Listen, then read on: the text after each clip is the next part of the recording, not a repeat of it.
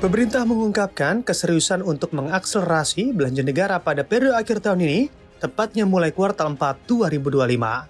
Deputi Pengelolaan dan Pengembangan Usaha Badan Usaha Milik Negara, Kementerian Koordinator Bidang Perekonomian, Ferry Irawan mengatakan, melalui Satuan Tugas Percepatan Program Pemerintah sedang mengevaluasi kemampuan belanja tiap kementerian hingga akhir Oktober 2025. Bila ada KL masuk kategori lambat dalam menyerap anggaran, maka sisa anggaran akan dipindahkan kepada KL yang dapat menyerap cepat anggaran sesuai program prioritas Presiden Prabowo Subianto. Sebagaimana diketahui, selama 9 bulan pada tahun ini atau tepatnya akhir kuartal 3 2025, realisasi belanja negara baru 2.234,8 triliun rupiah atau 63,4% dari outlook. Belanja pemerintah pusat tumbuh tipis, sementara transfer ke daerah telah terrealisasi 648,4 triliun rupiah atau 74,6% dari pagu.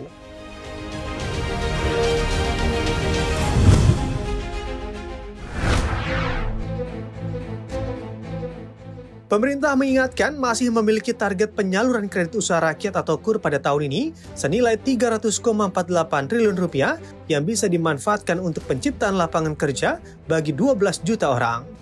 Deputi Pengelolaan dan Pengembangan Usaha Badan Usaha Milik Negara, Kementerian Koordinator Bidang Perekonomian, Ferry Irawan menyebut rata-rata debitur KUR per tahun yakni 4 juta orang dan menyerap 12 juta tenaga kerja. Realisasi kredit usaha rakyat hingga 17 Oktober 2025, realisasi KUR itu telah senilai 217,20 triliun atau 76,86% dari target menjangkau 3,69 juta debitur dengan tingkat kredit bermasalah 2,28%, jauh lebih rendah dari non-performing loan atau NPL kredit UMKM secara nasional di level 4,55%. Ferry Irawan menyebut total KUR yang disalurkan itu terdiri dari alokasi untuk program KUR itu sendiri sebesar 282,57 triliun rupiah, kredit Al-Sintan 199,42 miliar rupiah, kredit industri padat karya atau KIPK sebesar 754 miliar rupiah, dan kredit program perumahan 17,16 triliun rupiah.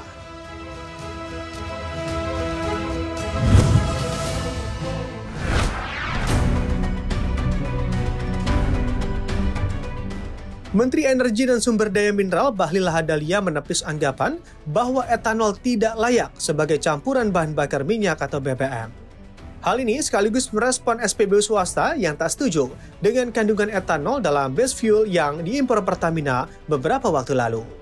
Menurut Bahlil, banyak negara di dunia yang sudah mengimplementasikan penggunaan etanol sebagai campuran BBM.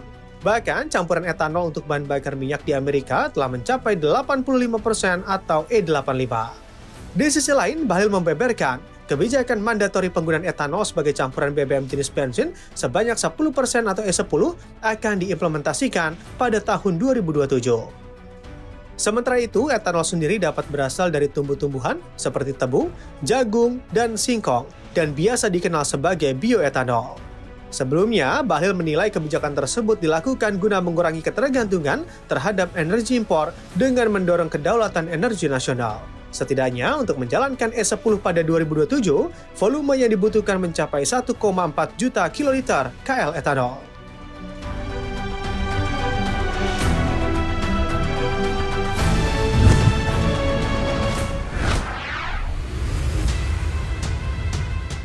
Pemerintah menargetkan seluruh pekerja di sektor transportasi termasuk pekerja non-upah dan on-demand seperti pengemudi ojek online dan kurir dapat terlindungi dalam program jaminan sosial ketenagakerjaan mulai tahun 2026.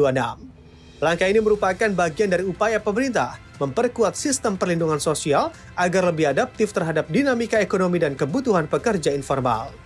Deputi Pengelolaan dan Pengembangan Usaha BUMN Kementerian Koordinator Bidang Perekonomian Ferry Irawan menjelaskan, pada 2025, pemerintah memperluas cakupan jaminan kecelakaan kerja atau JKK dan jaminan kematian atau JKM, khususnya untuk sektor transportasi seperti ojol, kurir, hingga sopir. Program ini dilengkapi insentif berupa skema diskon iuran untuk mendorong partisipasi pekerja informal. Pemerintah menargetkan pada 2025 sebanyak 731.361 pekerja di sektor transportasi bisa mendapatkan fasilitas jaminan sosial tersebut. Ke depan, pemerintah menargetkan seluruh pekerja sektor transportasi, termasuk pekerja on-demand yang baru bergabung, sudah terlindungi sepenuhnya dalam sistem jaminan sosial ketenagakerjaan. Data terakhir pada Februari 2025, jumlah tenaga kerja informal 86,56 juta orang atau 59,40% dari total penduduk bekerja. Sementara itu, jumlah pekerja formal hanya 59,19 juta orang atau setara 40,60%.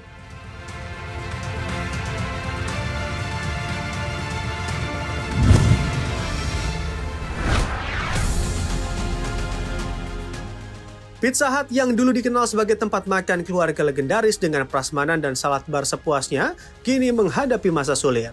Di Inggris, jaringan restoran asal Amerika Serikat tersebut terpaksa menutup lebih dari separuh cabangnya dari 132 menjadi hanya 64 restoran akibat penurunan minat pelanggan dan tekanan biaya operasional. Lonjakan biaya menjadi salah satu pemicu utama. Pada April lalu, upah minimum di Inggris naik hampir 7% menjadi 12,21 pound sterling per jam atau sekitar Rp247.000 disertai kenaikan iuran asuransi perusahaan. Sementara itu, pihak Pizza Hut melalui Direktur Pelaksana Pasar Internasional Nicholas Berkier mengatakan restrukturisasi dilakukan untuk menjaga operasional dan melindungi pekerjaan sebanyak mungkin. Di sisi lain, model makan sepuasnya yang dahulu menjadi daya tarik kini dinilai terlalu mahal. Sementara kualitas makanan dianggap menurun. Menurut pakar kuliner Guy Lacroix, Domino's berhasil mendominasi pasar pizza pesan antar dengan strategi promosi agresif. Tren masyarakat yang kini lebih sering makan di rumah juga memperburuk nasib restoran kasual. Data terbaru menunjukkan kunjungan ke restoran cepat saji di Inggris turun 6% dibanding musim panas tahun lalu.